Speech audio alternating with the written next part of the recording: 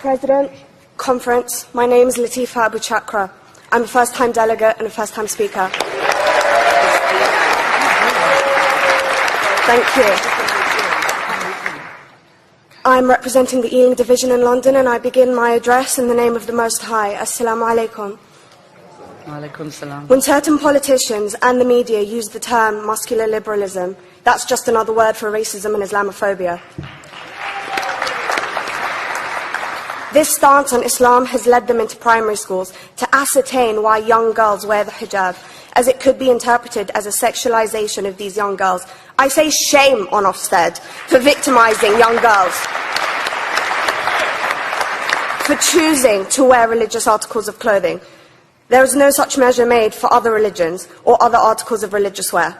This stance has other ramifications.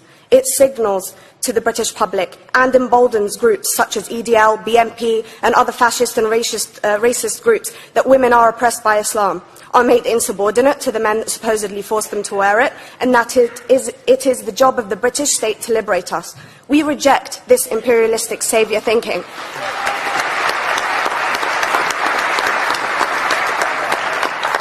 And I am here to state for all people who choose to practice their beliefs openly that we are not oppressed by our faith. The Quran beautifully states, "La ikraha fid din," which translates to, "There is no compulsion in religion."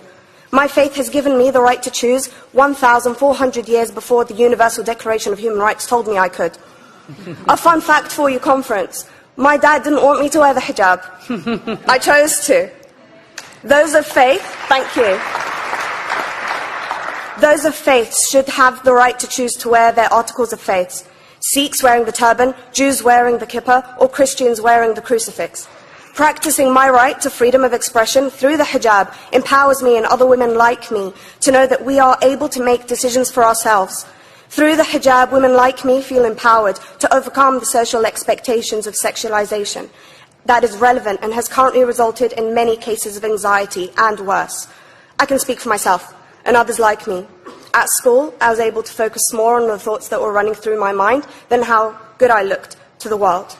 The NUT has supported a woman's right to choose when it comes to pregnancy. I want conference to support my right to wear the hijab.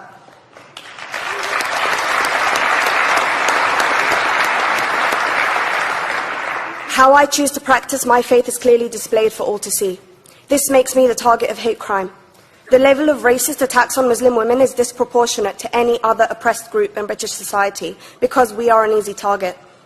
This decision by Ofsted has ramifications beyond the school gates and must be seen in the context of increased attacks on the Muslim community and perpetuates the outdated notion that Muslim women are victims. I was on a trip last year to Hampton Court with my Year 7s, where a man felt comfortable to call me a terrorist. As a Muslim woman, I'm not a victim, so I challenged him. He denied it. I'm sure you've heard of the Punish a Muslim Day. It's been spoken about a few times already this morning. And as a Muslim, I'm actually quite optimistic. They're trying to limit it to one day. That's 364 less than normal.